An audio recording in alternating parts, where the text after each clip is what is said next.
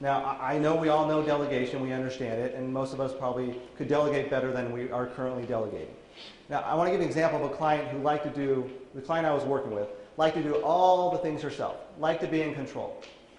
And so the first thing we did is we made a list of all the activities she was in charge of, all the tasks she was in charge of every single day. We made a long extended list. Then for the next 2 weeks, she looked at all the activities she was doing and jotted down all the work, all the things she was in charge of, and made a long extended list, which I recommend you doing. Look at your schedule, look at over the next 2 weeks, and understand what is all the things that you're in charge of. What's all the work that you're trying to get done, that you're in charge of, that you're not delegating, that you're feeling responsible for. After you make that extended list, so this client, we looked at this list, we're actually able to eliminate 50% of what was on her list. So we just freed up 50% of her time. And we hired an assistant to take over 50% of her work. Some of that was following up on proposals, sending out proposals, doing data entry, computer work, you name it. She was processing loans, she was doing a lot of different things. And the better she got at her job, the more she was able to take on, the assistant, the more the assistant was able to take on some of the bigger projects.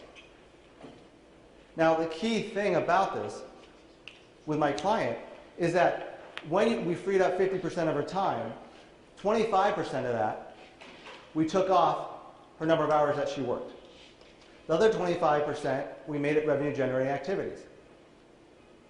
Within the next quarter, her revenue increased by 35%.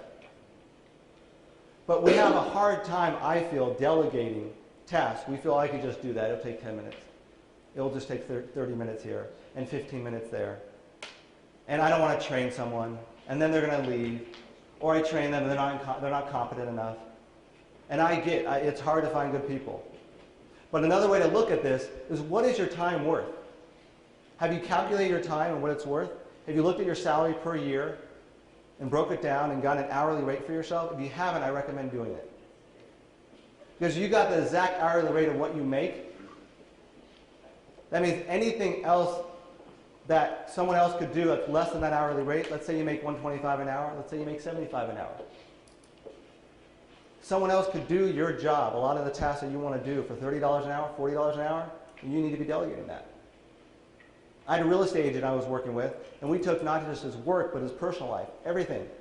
He owned 2 homes, he had a lot of different things he was in charge of, he was running an office, and we looked at all his tasks and activities, and we looked at his hourly rate, and he pretty much took almost everything that he was doing that he did not need to do, and he delegated 100% of it. Everything that was less than his hourly rate. And it was difficult for him to do, because that means he was paying more money out. But the amount that it freed up his time to put more into the revenue producing activities made a huge difference. Now, not easy to do, but we can, I know, stretch our abilities to delegate more than we currently are, so we can free up more time, multiply our tasks more, and increase our profit.